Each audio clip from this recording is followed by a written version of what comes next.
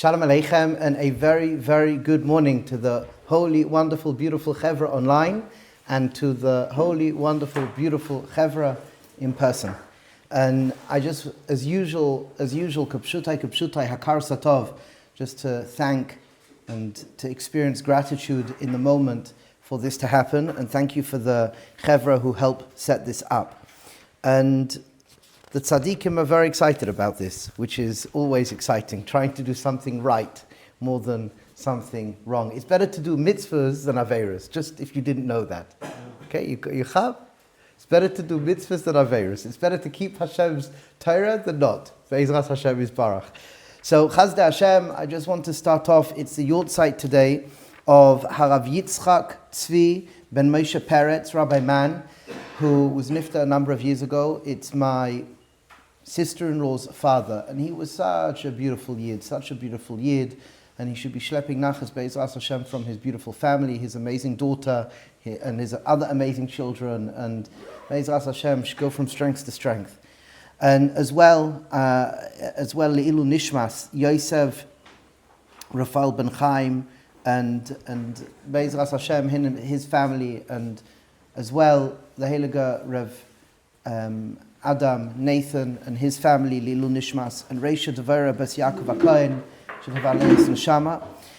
And Refuah Shlema from Reb Feivel ben Toiba Fei, should have Refuah Shlema. And as well, I just want to, Refuah Shlema Mayan Bas Devera Hadassah, and I just want to thank two people, Akiva Michael and his family, and Mrs. Yavin and her family. Be'ezras Hashem, they should have bracha, they should have mazel, they should have hatzlacha b'chol inyonim, and as well the chevra here and the chevra online, you should all go from strength to strength. So I had so many questions from last week, so many questions. There's a number of people who, some people manage to keep up with what we are learning weekly, and some people are, behind. But there's a group of chevra in the US who actually sit together. They sit together once a week and they watch through this. They watch through these recordings. Shalom Aleichem to you. Shalom Aleichem. And they have their popcorn or they have their drinks. And they sit together and they watch. So Be'ezras Hashem, they should have bracha and hatzlacha. So I got a number of messages. One message I got, I didn't have time to go through all the messages, but one question I got was from this chabura, from this group, and they said as following. Are we saying collectively in what we are sharing in these wisdom teachings that the truth is you really have the controls to your own life? Obviously with HaKadosh Baruch Hu, but you have the controls to your own life. And the answer is yes. And what they asked was, so we right now are doing an investigation. In deeply how we work in order to understand the mechanisms. Like anybody who wants to learn a profession, a mechanic, a doctor, a builder, a lawyer, an architect, whatever it may be. When a person's learning to be a paisek, a lamdan, whatever it may be, you have to go and study the system. We are studying the system, but the truth, the pnimius, and we've said this before, we said this with the story of Saba Schwartz, that Saba Schwartz went to learn one nakuda of getting into Das by the Sandlar in order what? To experience Mu'avas Yisrael. What we are sharing is easy. The architecture of the soul is easy peasy to learn about it. The first stages of it, it's easy, and we just have to speak about it. Obviously, what we have shared time and time again is that the human experience could be very messy. The human experience could be very wonderful. And yes, ultimately, you are the mechanic over your machinery. You are the mechanics over your machinery. And what we want to do is understand the system and more than less work ourselves to the most beautiful, wonderful, special, fantastic way of being possible. And we'll speak more about that, but I just wanted to start with that. You have to choose to believe and make real. That's what it comes down to. We choose to believe and make real everything and anything that we are doing. You have to find within you your own Moshiach.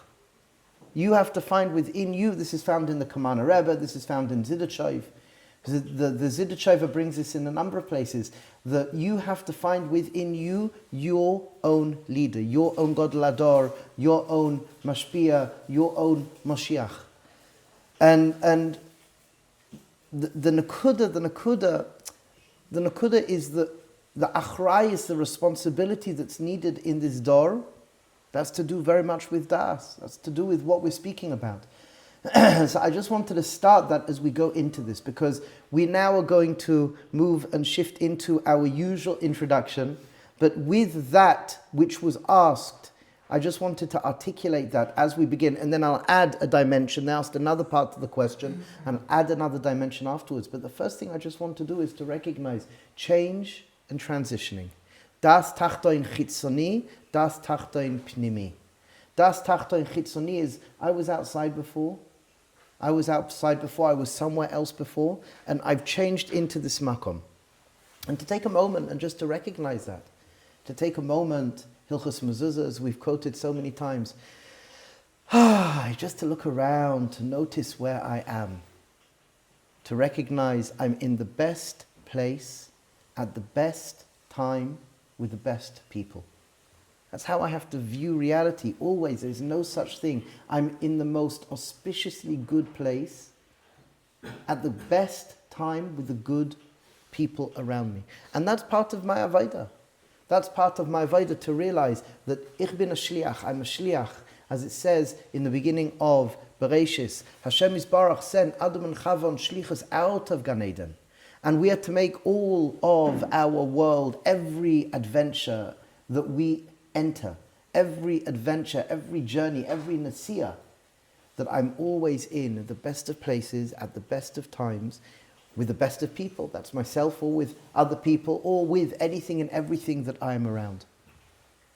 And Be'ezras Hashem, as we really choose to recognize change, and then transitioning is the internal world. Das tachtoin pnimi, the internal world.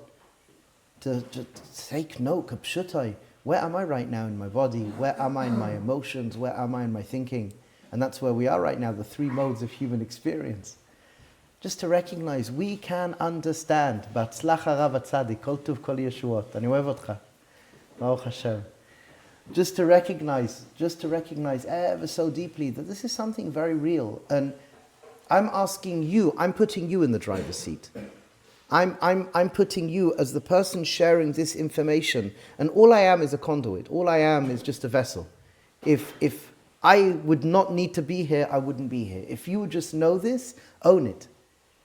The fact is, right now that I'm sharing, and either you're watching or you've turned up, and I'm putting you in the driver's seat. This is for you to own. And it can make your life better. It's made hundreds and hundreds and hundreds of people's lives better, whatever that means. But it's there for you. It's your gift. It's your inheritance. We've been told this. We've been told this from the beginning. From the beginning, especially the Zman of Shovavim. When the Zman of Shovavim, what's Shovavim? Shovavim is a Zman. It's a time period of what? Two things. Number one, reordering our attachments. Everything is about attachments, you see. Everything is about attachments. It's not whether I'm attached to something, it's how I'm attached to it. Is it healthy for me? Is it not healthy for me? Is it good? Is it bringing a person down, or is it bringing us up? We are always beings of attachment, as found in the Gemara at the beginning of Maharal, famous Maharal with the Mavoi. So this nakuda, we're always attached. Question is, what am I attached to? How am I attached to it? Is it healthy? Is it not healthy? Is it bringing a person down, or is it bringing us up? Devekus. We're always medavik to something. And number two, chaim, the nakuda of shovavim. Shovavim is a zman of living life. We find all the way through Torah that we have to choose life. Bacharta b'chaim, choose to believe and make real. Bacharta b'chaim, choose life. Live a full, engaged, healthy, wonderful, wondrous life. You can. And when we choose to put that smile on our face, when we choose to engage b'simcha, eventually, sometimes something can happen. When we choose to turn up and you choose to believe and make real and let in the people around you who love you, who adore you, who respect you, who want to pick you up, and you allow that into yourself, this nakuda is so important. It's our inheritance. And it starts by becoming a baldas, more and more becoming a baldas. And this is the journey that we're speaking about. So again, das tachtoin chitzoni and das tachtoin pnimi. Just taking a moment, taking a couple of breaths in. And as you breathe out, just breathe out stress, breathe out all the yuckiness if you can. Just breathe out, and then breathe in HaShem, Hashem's love, Hashem's light. Sunshine just walked in. Chazda Hashem. Just breathe in. An exercise within itself. And as you breathe in Hashem and breathe Hashem into you, and then breathe Hashem into our surroundings, should be good for all of us.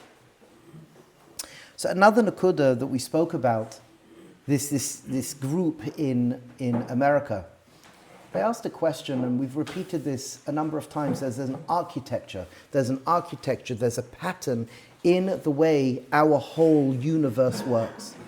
And this is something very important just to hear as we go further, because what we are saying is that there's a mechanism, there's a mechanistic reality. This mechanistic reality could be shared from another perspective, that there are repeated patterns. There are patterns that repeat themselves again and again and again and again. And when we, number one, learn to see patterns, then when we learn to utilize patterns, we then we have the ability to create our own patterns. What does this mean? This is something incredibly important. And we've shared this before, and the hope is each time we share it, it will become clearer and clearer and clearer. So we've said kapshutai, there is a architecture to the soul. Well, really, there's an architecture to everything. When we speak about the terms of divine plan, we've got makom olam shana nefesh.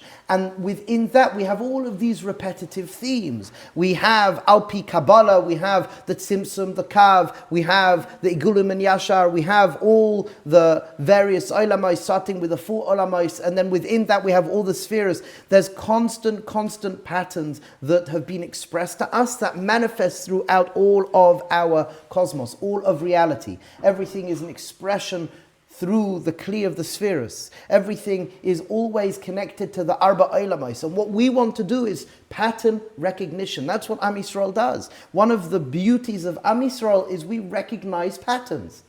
That's what we do. We have a whole system within Shas.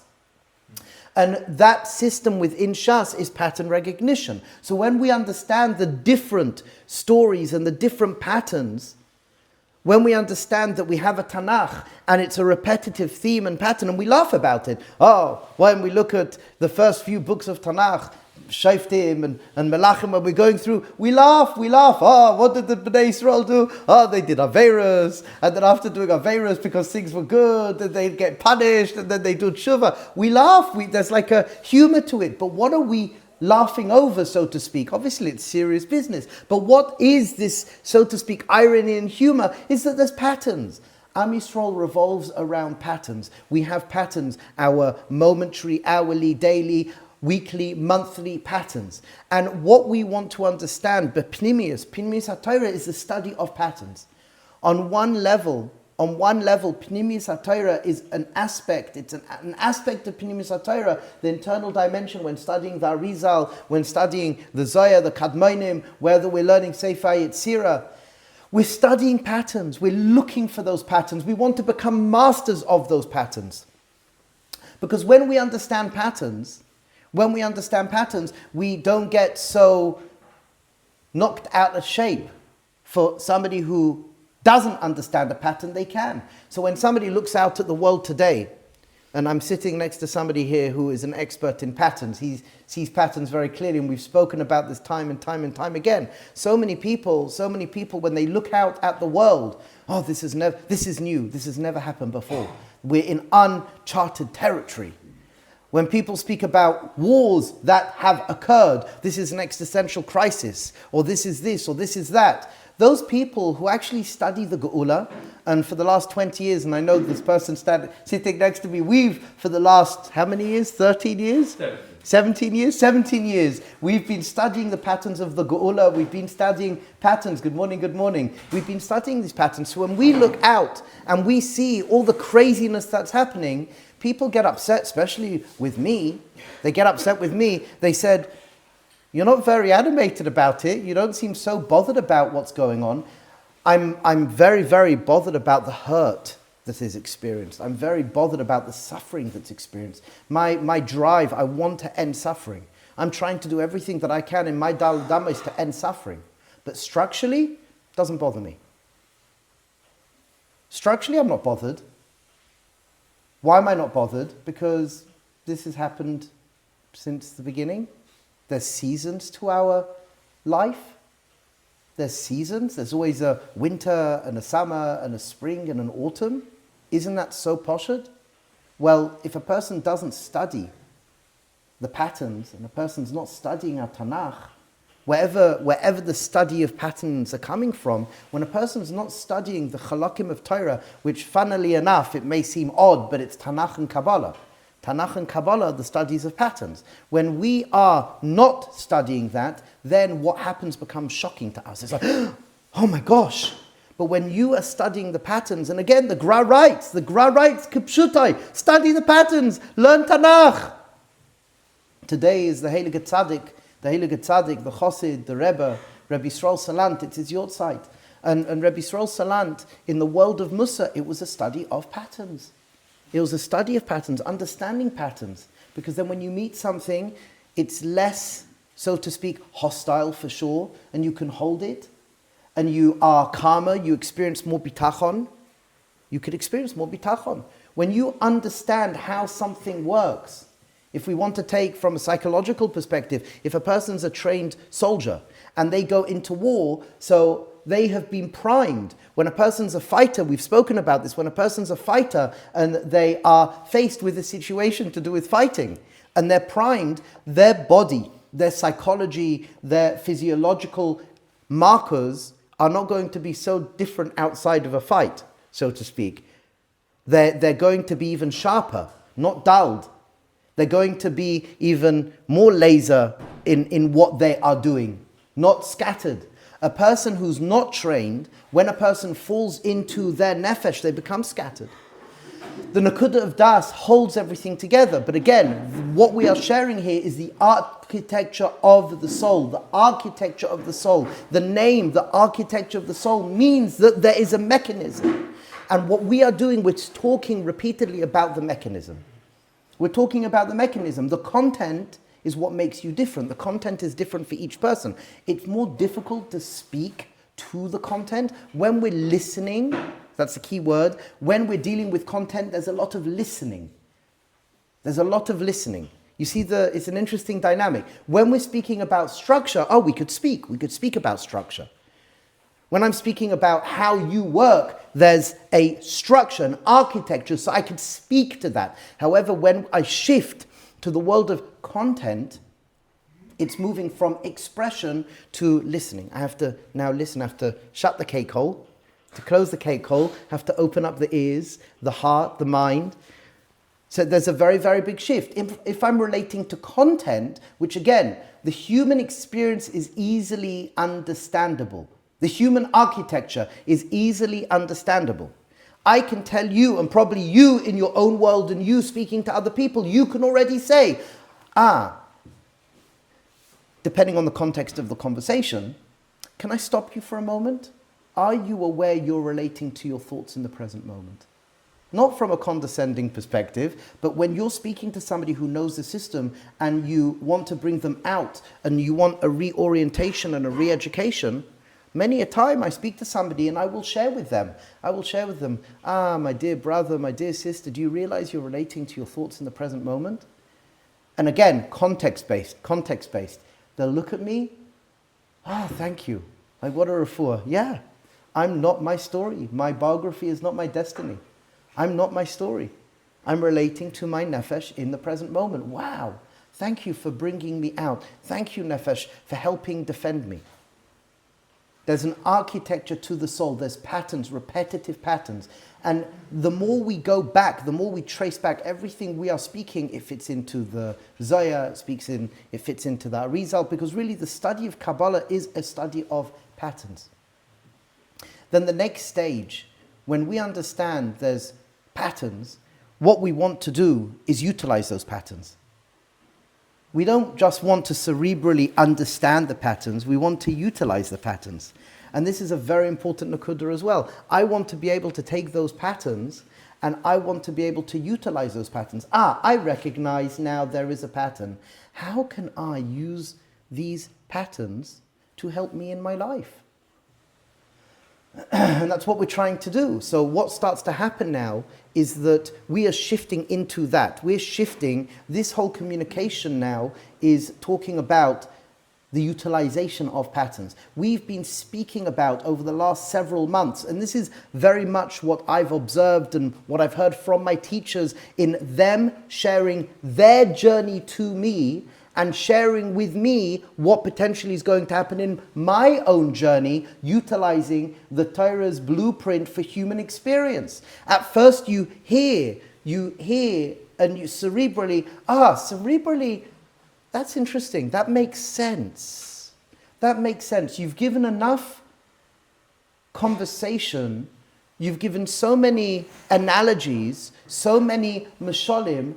Oh, look at that, I can now see patterns cerebrally, external patterns. I can experientially, let's say cerebrally. I could cerebrally get that there's das tachton chitzoni and das tachton pnimi, and they're both important. First, maybe I get more das tachton chitzoni. That makes sense. Look at that. We are all changing and transitioning.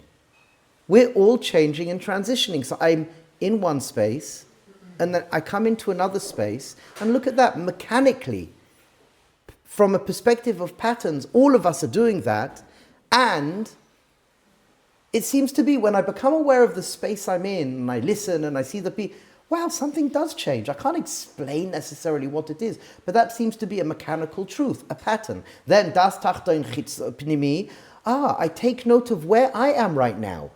I just take note, like, what's going on inside of me? Okay. And then what seems to happen, again, push on this if you think that this is not right. But what seems to happen is that when actually I walk into a space and I take note of the space, and when I walk into the space and I take note of myself, typically my next interactions may be better. Typically they may be better. Maybe I have to tell the person I'm not in the best of moods. Maybe I can change my state, put a big smile on. I'm not smiling. Let me smile. This is, again, a pattern that all human beings experience. We can talk about it. Question is what you do with it. So we can shift from cerebral to actually utilizing that pattern. I now know cerebrally. I now know that there's change and transition. I now know what we label in our language, but then again, this is humanistic, that there's das tachton chitzoni and das tachton pnimi. Let me play with it. Let me play. Let me experience and experiment. Let me do a week's project. Every single time I walk into a new place, I'm going to stop, I'm going to look around, notice how I'm feeling. I'm going to put a big smile on my face. Big smile. I'm going to giggle. I'm going to giggle just for the sake of giggling. Like, whoa, how then does that change how I'm feeling? And more than that, when we are playing with this pattern, this architecture, and we're utilizing this pattern, how does it change the people around me? So for example, I told you the story that a person, they would come home and everything was just chaos at home, and they would come home and there was a breakdown. So I said, take 15 minutes, take an hour, whatever you need, before, speak it through with your wife, but come home a bit later and take some time to re-navigate. Take some time to navigate, take some time to center yourself. So what he would do is that he would have a rest in his car, change his clothes sometimes, he would brush himself, and then he would stand at the door and he would do das tachtoin chitzoni pnimi. He would open the door and he would get ready, put a big smile on his face. Hello everybody, how you doing? And it broke the whole cycle. So there's a mechanistic, pattern-based reality that we can follow. And what does it do for us? Well, that's up to you. And what I would say is pattern utilization. Use those patterns. When we're speaking more das tachtoin pnimi, where we are right now, that there is an neshama, ruach, and nefesh. Okay, cerebrally I get that. Experientially, what we're saying is there's consciousness, and consciousness is awareness, and I could be aware of my physical sensations, yada yada, ba. What can I do? I recognize there's a pattern. Depending where you are on your journey, maybe you get it. Maybe you've had a flash of experience that, I'm relating, or I just related to a thought in the present moment. Whoa! That's like cool stuff, man! I don't say cool in front of my children, so please, no one say cool in front of my children. So the nakuda is that, like, whoa! That's real! So that's already the content of your experience. Now, what can you do with that? So what did we say? You can choose your moments. You can choose your moments. Whatever is louder grabs your attention. Whatever is louder grabs your attention. Whatever you feed becomes stronger. So I now know there's a pattern to how I work. Feed the good experiences. Feed the good experiences. Make them loud. So this is pattern recognition.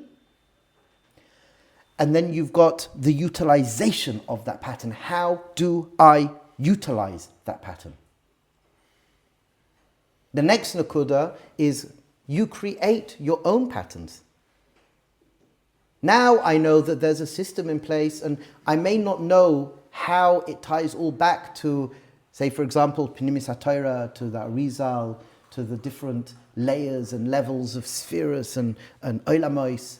I may not know that, but experientially I know it, or cerebrally I know it, and experientially I'm tapping into it. And then when I open up any of the Sfarim that have the Messiah, whether open up a Tanya, open up a Piasetzin, open up a Kamana, open up a Rabbi Nachman, I'm starting to see it inside. Whoa, look at that. That seems very close to what Rabbi Gerzi was speaking about in Thursday morning Shiur. Look at that, Rabbi Nachman, when a person can observe their own thinking. Whoa!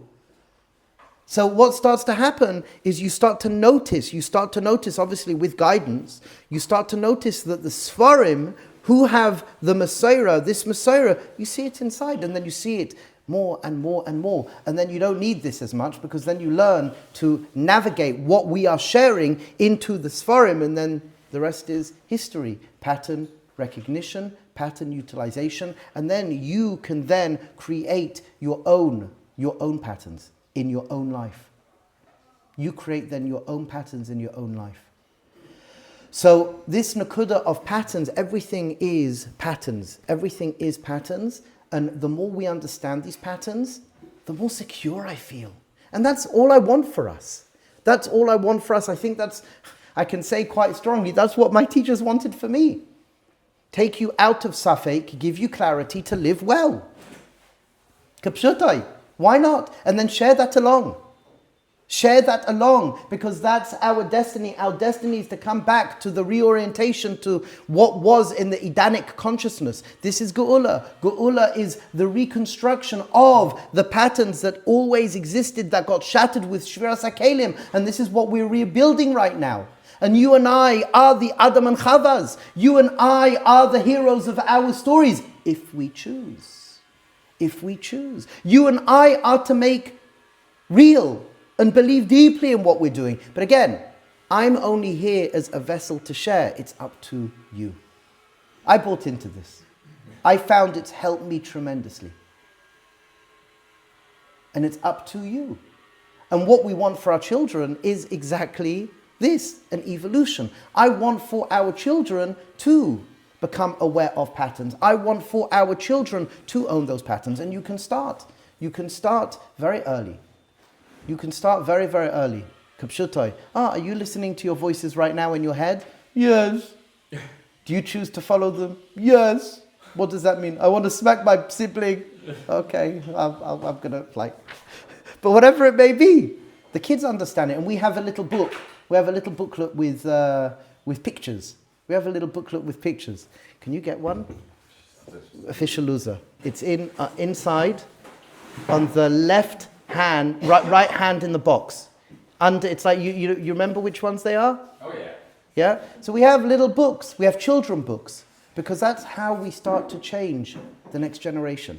We understand the system. We don't have to understand it fully, just a little bit. Straight away on the right-hand side in the boxes there's hopefully one book there. Picture books are amazing. But what starts to happen when we start to change, when we can shift into our next state of evolution, and this is what Tanach has been speaking about, this is what the tzaddikim have been speaking about, this is part of the messianic journey. To recognize there's patterns, to recognize we can utilize patterns, and to recognize we can create patterns. And it's there for us. And ultimately, this is what it is to understand. If you think about it, the Medrash speaks about how Torah is a blueprint for this whole world. Torah is a blueprint. What's a blueprint? It is a set of patterns. That's what a blueprint is. There's a blueprint to the way things work. Recognize the blueprint. You recognize the patterns. From recognizing the patterns, you live differently, and you could live better. Yes, sir? Are you interchanging the word pattern for a habit? Is a habit sort of like... A habit, a pattern. So if you go to the world of Musa, a habit, a hergel, is a pattern. Balatanya speaks about this. So we have good habits. So the question is if we recognize we have bad patterns or bad habits... We can change that. Yep. Reb Simcha Yosef, it's in the box. Straight to your right-hand side as you walk in the room. Earlier. We'll see what happens. So this nakuda is a very, very important nakuda. And what's being asked here is very easy. Yes, it's very, very easy. The first question was ultimately, yes, this whole avodah is straightforward and easy. We listen. We get used to it. It's a new language. It's a new way of experiencing. And then the second part of what's being asked is everything is patterns. Everything is patterns. Patterns recognition, then learning to utilize these patterns, and then from the utilizing of these patterns, creating your own patterns, healthy habits and rituals and practices. Yes? I'm just nitpicking on the world as a blueprint. What does it mean? The Torah is a blueprint. The Torah is a blueprint for the world. What does it mean a blueprint is a set of patterns? What is a blueprint? A blueprint is how you are now going to create. When you study the blueprint, you can then study the building. You understand the building. But what you will see within a blueprint is everything's made up of patterns. I'll give you an example. We're not doing so well here. Where are we up to? I don't think it's in the box. There's boxes. Okay, leave it. We'll do it another time. I can get it from my phone. No, leave it. Not important now. We'll figure it out later. It's okay. Shkaya, thank you for trying. Sorry that I wasn't so clear in my directions. So what happens is that when we look, say for example, a person buys something for IKEA. IKEA is all over the world, yes? Yeah? So IKEA, it's where, not just Eretz Israel, and not from wherever it came from. Nachon? Yeah, global. So if you buy something for IKEA, you buy something from IKEA, you have a description, and you have, so to speak, like a blueprint of what it should look like, and then you've got all the parts, all the different parts, and it will say like a screw, a little X, and then 5. So they're the patterns. That's the you make a pattern. I mean, the way I use that is typically I don't always look at the blueprint, but that's different. I don't look at I just enjoy just putting it together. You get that? I enjoy putting it together. So what happens though is that you have the blueprint, then you have all the parts, and you put it all together, and then when you see everything in front of you, bang, you could then build. So this is very much, there is a pattern, there's a blueprint, and there's patterns. Putting it all together, and then you can utilize it and you can create. If there wasn't a pattern, you wouldn't be able to do that? It'll be very difficult to if you don't have something to refer to. It will take a very long time. Tachlis, when it speaks about by the non-Jews, by the Gentiles, they have Chokhmah, and by the Jews, they have Torah, what it comes to tell us, there's a Gra, the Gra comes to tell us that ultimately we will all figure it out. Ultimately, we will figure out the Sheva Mitzvahs B'nai Noach, ultimately we will figure out a lot of the chokhmah within Torah. Certain things we won't figure out, and that's why there's only Torah, but there's a chelik of Torah, which is wisdom. A lot of this, Rabbi Singer would say, a lot of what we are sharing here, from a psychological perspective, can be figured out. That's an aspect of derech eretz. There's derech eretz kadma Torah, because we know that Adam is like an eitz in the field. We're told that. Adam is like a tree in the field. What's pshat? Pshat is teva. Teva works according to emes. When a person really slows down and opens themselves up and they look and observe, again, looking and observing is what? Listening to someone's story. But when you are listening to somebody's story, when you are quiet and you're listening, you start to become aware of what? Patterns. You start to become aware of patterns. So, shtika, pirkei avos, shtika is a guard to chokhmah. Because when you are quiet, you start then to become aware of patterns. And the moment you open up your mouth, if it's not ready, if you haven't properly understood what's going on, you can have an interruption in that wisdom. So for example, there were certain tzaddikim who would remain quiet, either doing a som dibur, or they would hold a Torah idea in their mind for many, many years without sharing. Because why? When we're quiet, and if we need to ask a question, we can ask a question. But when we're quiet and we observe, you start to become aware of all of these patterns that have always been there. Opens up something brilliant. Yes, sir. So we'll take some questions and then we will move into our text, which again is very much about this. And thank you for the questions. Baruch Hashem. Yes, sir. So, obviously, agreement that there are patterns. But if there is somebody who is going to be a bit more cynical or skeptical, good. Couldn't there be a kasha in that? It was twofold. I'm forgetting one of the parts. But so we have Galus and Geula. We've seen examples of it. However, the current Galus now, seemingly, because of how long it is, the argument would be is that it's not really following a given pattern, because the longest before this one was an approximate 400 years, and it really was only 210. What a foolish thing to say. Why do you say such a thing? Why is it not following patterns? Of course it is. But to the extent of, but for it to go on that long. Why shouldn't it? You have to prove to me why it shouldn't go on that long. If we're not sticking to the program, if we're not following the patterns and we're just playing in to always what's made us unhealthy, why shouldn't that change? Why shouldn't it change? So then the follow-up is that, for example, in Shoftim, the pattern is very, very clear. And so the answer is that even though we were doing all these terrible errors that we ultimately recognized, and once we did, we got very, very real about doing tshuva. And then what? And then what? And then what? We have a Yeshua. But Bizman Hazeh, all these almost 2,000 years, whatever versioning of trying to do tshuva we've done hasn't been... You tell me, when we're looking out of the world, what's missing? You tell me already. I'm saying not as a question, you tell me. I'm saying you've already told me what's missing. You're right with what's missing. What's missing? Our ability, stage one, to talk to each other. You know that. We know that. You've told me that. You're right. Again, I'm asking for a skeptic. Be skeptical. Be skeptical. Be skeptical. But the Metzias is the pattern is so secure. The pattern is so secure. When we make that change, everything changes. If you want change, become the change. It's the only way. Can't we also answer that within the past 2,000+ years, there has been that same pattern? Yeah, of course. He's asking something far more subtle. He's asking something far more subtle.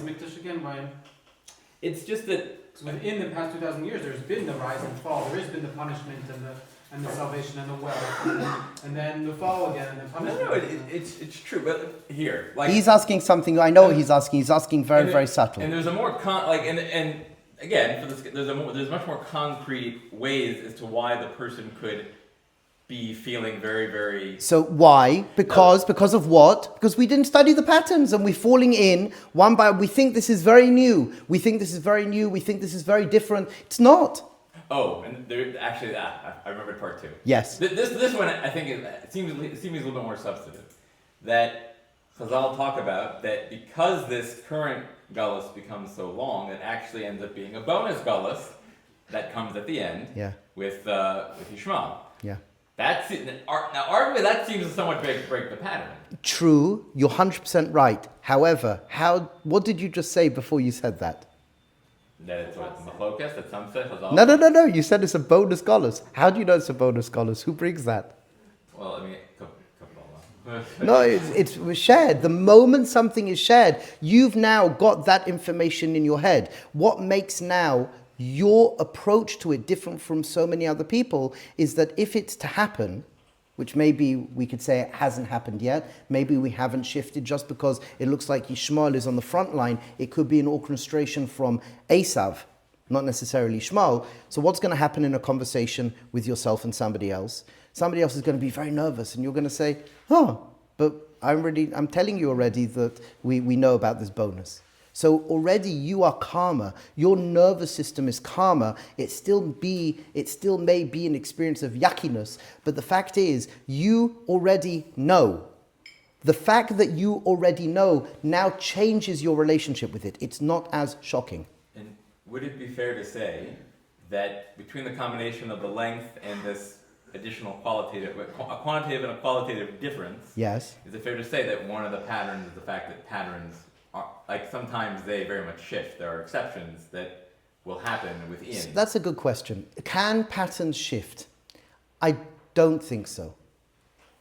I don't think a pattern can shift. We're living out the same patterns from Tanach and from Chazal.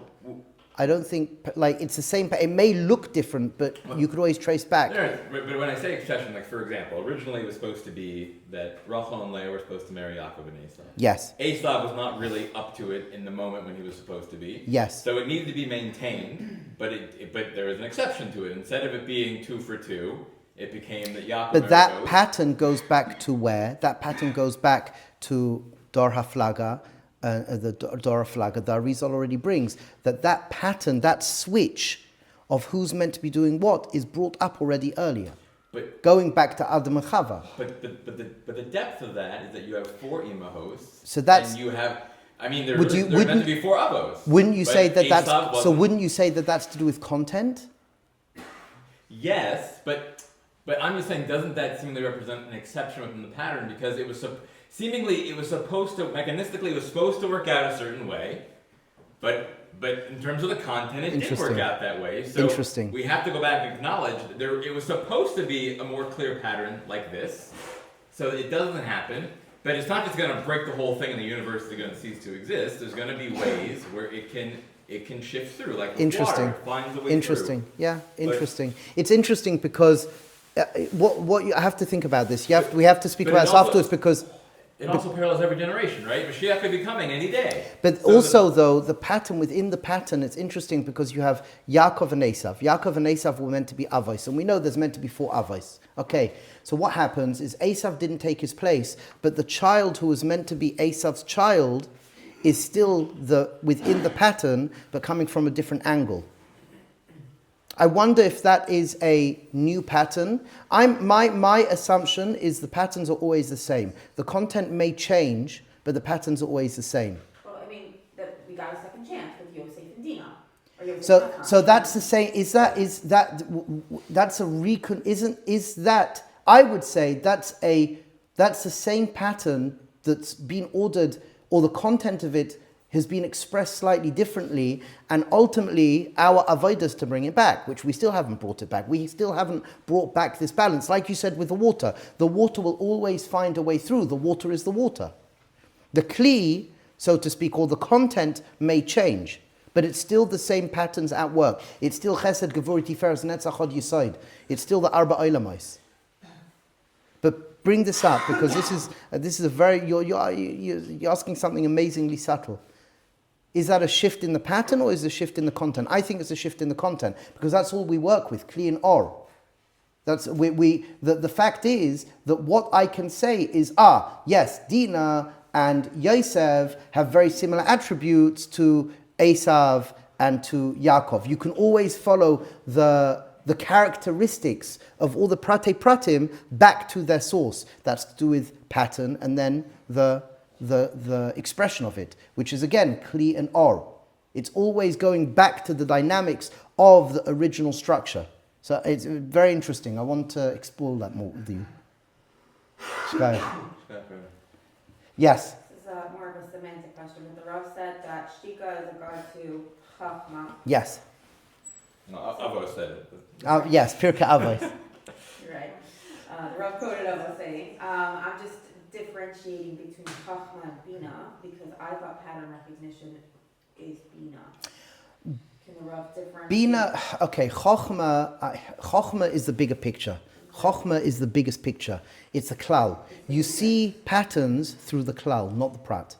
So, chachma is the blueprint and bina is seeing that pattern played out in a specific I would building? say, yes, I would say that Bina is already having insight into pattern utilization. Yeah, I'm seeing now the pattern, and then already, look at that, how that pattern is utilized. That Bina is that pattern is utilized here, same pattern utilized there, Right. same pattern, it's utilization of that pattern. Recognizing that there were supposed to be 4 and 4 is chachma. Yes, Bechin of And Chochma. seeing that it didn't work out exactly as we expected, so it shifted to Yosef, Correct. Dina, and Asna. So Correct, because Chochma is an aspect, Chochma, it sounds a little bit strange what I'm about to say, but Chochma is an aspect of objective, on a certain respect. Yes. Bina is an aspect of subjective. Yes. So, lemashal, people say how Chochma, this is a chidush from the Kamana, Chochma is the bigger picture, so you have a flash of an idea.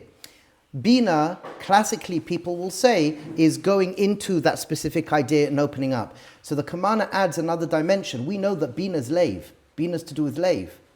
Bina Yisera is what the women have. So the Nakuda is, how do you know to follow that flash of Chochmah? It's something that draws, there's a Bechina of a lave. The lave tells you, there's an emotional pull. That's Bechina of what we call Versus Bina. So that's not coming from that. So it's subjective. So if it's subjective, it's already more internal. It's not. So you have this journey. Again, structurally within the Sefirot. It's a structure. Once I understand the different demographics of what the mapping out of the spheres, the Olamos, that's a pattern, and then I can start to utilize. There's pattern recognition, then I can utilize. I can see, that happens here, that happens there, and then from there, there's a chidush. I can be mechadesh through the pattern, through the patterns and the utilizations of the patterns. Meaning machadish would be Understanding and having the ability to communicate the previous two all within yourself, changing a midah. I understand how I work. So when somebody has a flash of knowledge or thought or wisdom, and then there are 2 paths that you can use to decide whether to follow that flash. One is Bina and one is Das. Forget Das right now. It's not one is Bina, one is Das. Das is always the observation of it, but Bina will guide you emotionally. Do I want to follow this? And that's how sometimes you follow certain things and sometimes you don't follow certain things. Okay. That's the analysis. That's always taking Yes. place. But there was an emotional pull. So Right. Bina's lave. There was always an emotional pull. There's a lot more. It's good that you asking the questions, and it's good for the challenge. This challenge was a much better in-context challenge. My fear when speaking already about the spheres is that there's so many layers and aspects to it. Sometimes we can get a little bit lost. So I'm appreciating and validating and just saying what I'm saying, but there's a lot more to speak about when going into the world of the spheres. Yes? Are there patterns in the content of the human experience? Yes. So Yes. that even though every person, the structure or the architecture is the same, so the patterns exist in everybody, but Correct. the content of each. So even a person's experience, say for example, we right now are in the 3 modes, and what we are suggesting experientially, that Hod, Netzach, and Yesod is our fleeting thoughts, emotions, and physical sensations. That's an aspect, a sharing of a language and layers of these 3 spheres. They can be a bechina of, an aspect of. So thinking, feelings and physical sensations. And what we are saying is what you will observe with people. Some people far more think, some people are in a much more connected to the emotions. And you will be able to through listening to them figure out where they fit. You can hear somebody in their language. Yeah. They are more dominant in one. They're more dominant in one. And that goes back to the Arizal, that goes back to the Zohar, that each neshama has a shorish neshama. And that shorish neshama belongs to this side of the body, that side of the body, the higher, the lower. So through observing and listening, one can actually become more connected to where that person is coming from in the language that they use. Even from a more sophisticated, subtle perspective, the body shape, the color of the skin, the tonality, posture, everything, shape of the beard, all of it makes a difference. And when a person studies the patterns, you can learn to associate a particular look, a particular style with a certain chelek of the system, which then can enable you to have a deeper relationship. To have a deeper, wholesome, more healthy relationship, hopefully. Yes? So just as a follow-up, hopefully the Rav will agree, but if not, I can take it. Would it be fair to say that the paninius of a pattern is always going to be the same, but the levushim, but the Rav was saying content, but maybe saying it as levush makes it more clear, because it can be so confusing to somebody that the clothing seems completely different. Yes.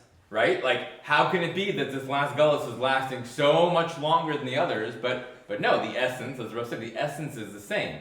You just have to recognize what the levushim are. And once you do, then you can understand, even though it can be painful and uncomfortable and all that. Yes. Right? That's a fair way to say it. So the levushim are the chitzonius of the pattern. And if we recognize the pnimius of the system and the pattern, and we can learn to recognize the levush of the pattern, it is exactly what you're saying, yes. It's exactly what you're saying. Example of that, like you're saying, there's a certain kind of person that their levush is a certain way. So the way they speak, say for example someone speaks, you will hear them typically use a particular, it could be a particular sense. I feel this or I feel that. Okay, and sometimes, so number one, you can start to use from a psychological model, and you find a lot of tzaddikim do this. I picked up on this after one of the tzaddikim pointed this out. I think it was the Rebbe Shlita, I think it was Rav Morgenstern. But when you speak to somebody, they will start naturally, if they really are connecting to you, and they do this subconsciously, sometimes consciously, but they'll use the same language. They'll use the same language, and you feel a kesher, mirroring, pacing.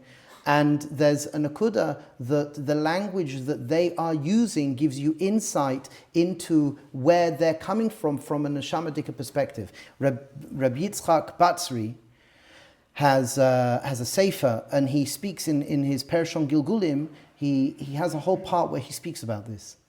So, for example, short or tall, fat or thin, all of these can impact heavier frame.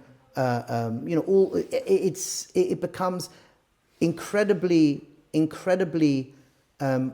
obvious, so to speak, when you start understanding these patterns and you start listening. But what does it take? It takes from you to be in a state of das and observe, which is shtika. But it becomes more and more obvious. Correct.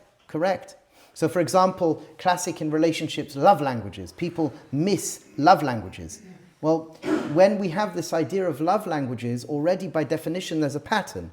Oh, that's interesting. But then globally, we have in every study of wisdom, whether mathematics, there's patterns, there's systems, whether in chemistry, whether in physics, whether in biology, whether in psychology, every single discipline that we navigate towards, you can't help but meet patterns within that discipline. So it's very natural. We as Bnei Yisrael, we as having our wonderful Torah, we have a meta pattern, and that meta pattern is constantly at work. That meta pattern is constantly at work. And however subtly we can be in touch with that pattern, and that's why there's an akuda of learning Torah. The Torah, apart from what Torah is, it's a connection, it is HaKadosh Baruch Hu.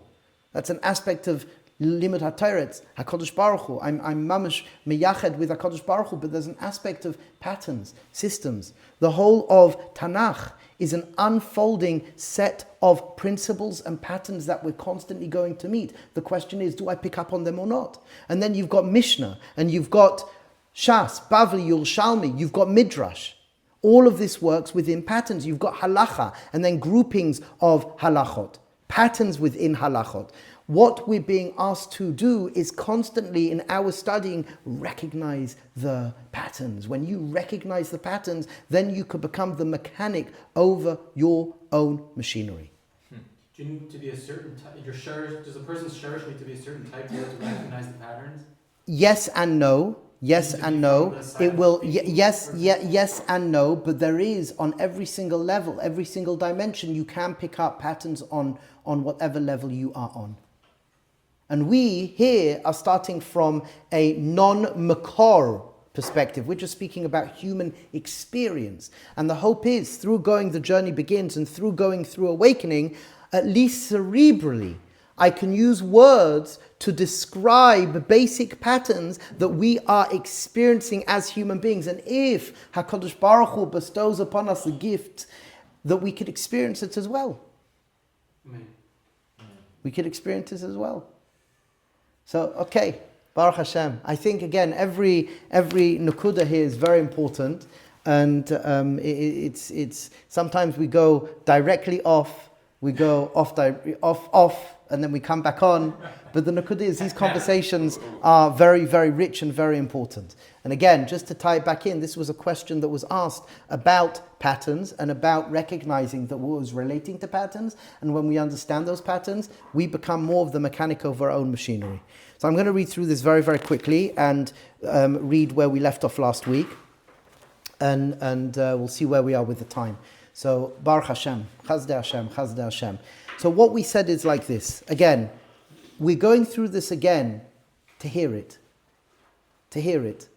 You may have a thought, a feeling. We went through this again. That's a thought. That's coming from your nefesh. Been through this many times. That's coming from your nefesh. Every Thursday we go through the same stuff. That's the thought that you have. That's a hirhur. No, it was an experience. I noticed that. I noticed that in the introduction, there's the same things mentioned, like the change in transition, and there's a number of things. Yeah, and what does it do for you though? It reminds me. It reminds you. Hopefully building pattern. Healthy patterns. Whatever you feed becomes stronger. Whatever you feed becomes stronger. Again, we're not here for the bells and whistles. I'm less interested in bells and whistles. If you turn up, you will, at the end of the day, experience something different in your life. Bells and whistles pass. Bells and whistles pass. What we want is to constantly hear the same messages to hopefully improve our lives and share them in different ways, asking different questions and opening up to something incredibly profound. That's the pattern of the Baskel. That's the pattern of the Baskel, 100%. 100%. Okay, so what did we say? 3 modes of human experience. Human beings experience the world through 3 primary modes, 3 lenses through which life expresses itself within us: the physical sensations, emotions, and fleeting thoughts. These 3 form the inner language of our body, mind system, constantly communicating how we meet reality moment by moment. Physical sensations, the language of the body. Physical sensations are the most immediate way we experience the world. They are the body's direct response to internal and external stimuli, raw wordless signals that tell us what's happening right now. We notice temperature, hot, cold, warm, cool, texture, soft, rough, smooth, pressure, tightness, looseness, heaviness, lightness, movement, vibration, pulsing, trembling, and stillness, energy, flow. We experience energy flow, tingling, expansion, contraction, and pain and comfort, aching, throbbing, ease, and calm. These sensations form the foundation of awareness. Before we name an emotion or form a thought, the body already speaks. These, through breath, heartbeat, muscle tone, and subtle shifts in our posture, physical sensation grounds us in the present. It reminds us that consciousness always has a home. That home is the body. Emotions, number 2. the language of the heart. And as we said, we take for granted that emotions are a little bit more of a grey area, and that's okay. That's okay. Emotions are more complex. They are an energetic movements within the body, often felt as sensations that we interpret and label with our mind. For example, a quickness of the heart and a warmth in the chest might become joy or excitement, or a sinking feeling in the stomach might become sadness or fear. In this way, emotions bridge body and thought. It is sensation giving meaning. We name the inner movement and call them feelings: joy, sadness, anger, fear, shame, guilt, love, compassion, peace.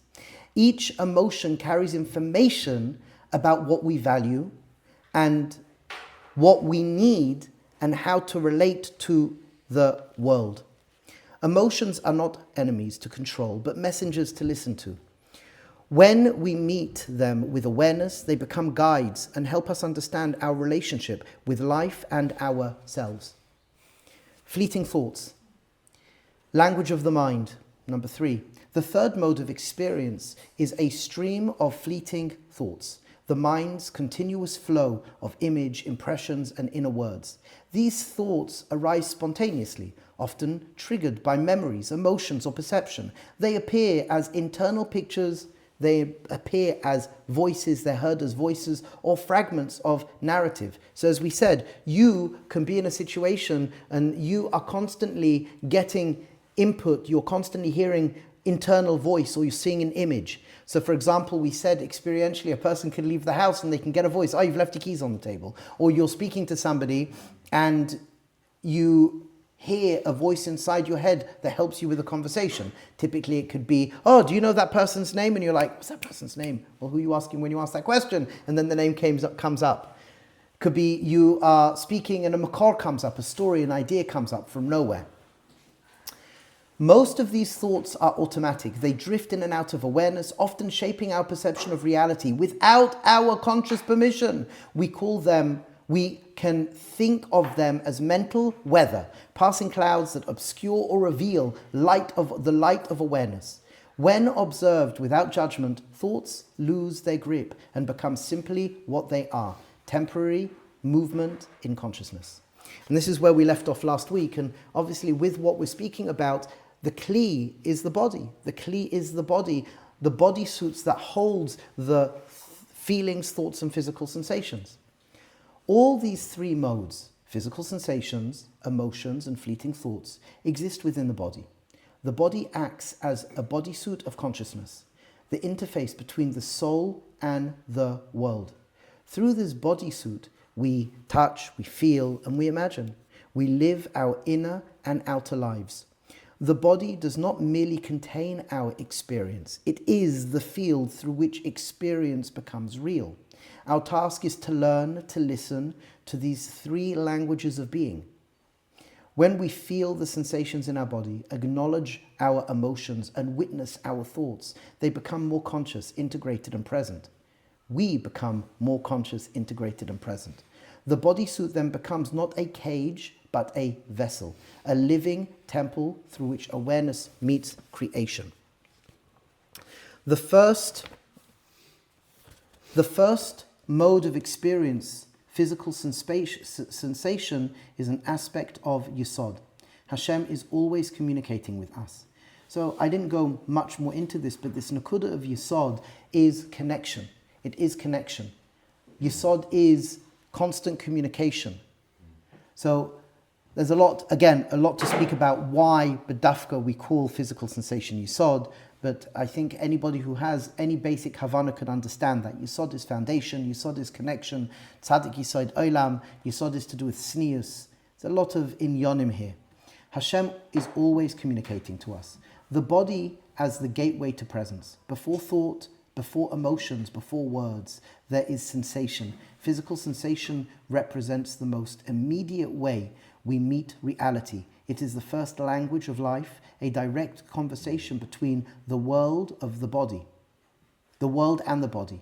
Every breath, every shift in temperature, every contraction or every expansion is a message To return to the body is to return to the living moment. We often think that we see or think the world first. Yet, if we pause and observe, we notice that all perception begins in the body. The eyes receive light, the skin registers touch, the ears translate vibration, the muscles and gut respond to inner movement. The body continuously interprets reality long before the mind gives it meaning. So what we're saying here, is that the vessel that holds all your interpretation is the body and physical sensations. And the body is holding not just physical sensations, but it's holding our emotions and our fleeting thoughts. Now, eventually, we're speaking in the world of nefesh, we're speaking in the world of das tachton. Eventually, we're going to shift into a conversation of das shavisi HaShem lenegdi tamid. Das, having the ability to non-judgmentally hold everything that's going on in our body, to make a shift to experience, hopefully, what we can call menuchas ha-nefesh. Menuchas ha-nefesh, which is a calmness of the nefesh. And already when we get into a state of das, where I can observe, typically what starts to happen is the inner thoughts, feelings, and physical sensations start to quieten. The only reason they come back and they come back and they come back is because they were not heard. Stage one. And yes, there's times where you need to hear more deeply and you need to hear with different techniques and intervention. It could be you need to breathe. It could be you need to do some holotropic breathing. It could be you need to do some therapy. But ultimately what we're doing is wanting to reframe. But what we find is the moment I can get into a state of das and be aware, I have a body and I'm always relating to my body. Okay. And inside my body, again, experientially, so the body can be codified, as the Zohar tells us, and many tzaddikim draw on this, that the body is an aspect of Malchus. The body is an aspect of Malchus. Okay, and then I have Yisod, which is my physical sensations. That fits. That makes sense. I'm relating to my physical sensations. Journey begins, hot water, cold water, awakening. Okay. And then, look at that. I'm relating to my feelings. I get that. I'm not my feelings. They're part of my bodysuit. Okay. Bechina of Hod. And then Netzach, I'm relating to my thoughts. Netzach. And then I'm relating to my thoughts, my fleeting thoughts. And it's like, look at that. I start to become aware of it. And when I become aware of it, I'm relating to my thoughts in the present moment. There's some sort of shift that occurs. I can't necessarily describe the shift. I can't necessarily talk about it. I don't necessarily understand it fully. And there is this experience where it's different. It's different. So what we'll do, we're going to next week go into physical sensations and look at these exercises that we have here and play with them, and then go into the emotion and look into the exercises, and our thinking and look into these exercises.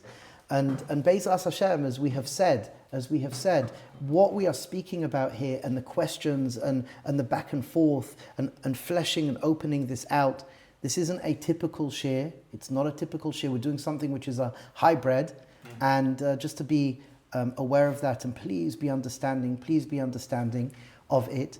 And Be'ezras Hashem, for us all to upgrade our lives, it's such a schus, it's such a merit that we can work on ourselves.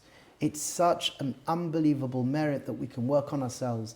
It's such a merit that we can connect to HaKadosh Baruch Hu. It's such a merit that we have Torah. And we want to make it as geschmack as possible. We want to make it exciting, passionate. We want to be alive, energized by it.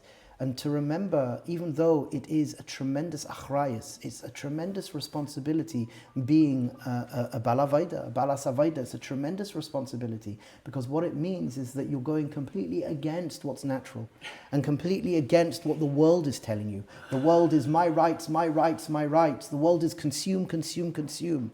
And never before in our generation, even though Chazal spoke about what this is going to be like, we're going against our nation. Be of service, be of service, be of service. Be a vessel to spread light. Be a vessel to spread light. Don't be a consumer, be a creator. Don't be a thermostat? Don't be how do you measure the temperature? Thermometer. Don't be a thermometer, be a thermostat. You change the temperature. You set the temperature. And in regards to my rights, my opportunity to give, And it is a big, big avodah, and I'm receiving in order to give. Remember, there's receiving to receive, there's receiving to give, there's giving to give, and there is receiving to receive, there is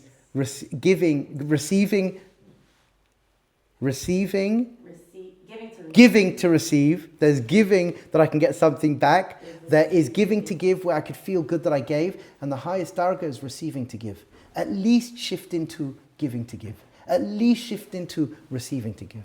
And with that, Be'ezras Hashem, as we close up for today, we'll take some questions before we switch off the camera, but as we close up for today, gift yourself the ability to do something good for you today, and gift yourself the ability to make this world a more beautiful place. Something small, a smile, a message to somebody, because it's worth it. So we'll take some questions, and then we will typically, as typically, we'll spend some time sharing. Yes, sir. So, just as a point of clarification, what Rob was just talking about, observing that as a pattern, the process of coming into the world is up-down, so it's keter down into malchus. The Rabbi just alluded to it as far as the baby being born. But then the whole idea right after that is that everything starts to go back up. That's right. Right? Or so, Yashar and Or Chayza. Right, and this also would fit the whole notion of working on ourselves, that literally we are transcending, because if we're trying to meet Hashem back via dveikus, so like it's a very easy objective thing to see. Correct. Mm-hmm. Correct. And this is also why, technically, Bina is higher than Das, if you're going to count Das as being 1 to 10. So it makes sense, women are on the higher level than men, so while men are more with Das, women are more with Bina. And Das would be more external in this context, Bina is more internal, so that's why men are more out in the world. Yes. Yeah. Tov, any other questions, observations before we turn off the camera and you share? Okay. Be'ezras Hashem, take a moment. What did you hear today? What was useful? If you have any questions, reach out, ask, and we'll try to get through them. I do get through most of them on the WhatsApp that people send me. And Be'ezras Hashem, Chevra, we should go from strength to strength, be beautiful, amazing individuals, beautiful, amazing families, make shifts to have beautiful, amazing communities, a beautiful and amazing Am Yisrael, and a beautiful, wonderful and wondrous human species. It starts from you, and that ripple affects all the way out. L'chaim tovim u'l'shalom.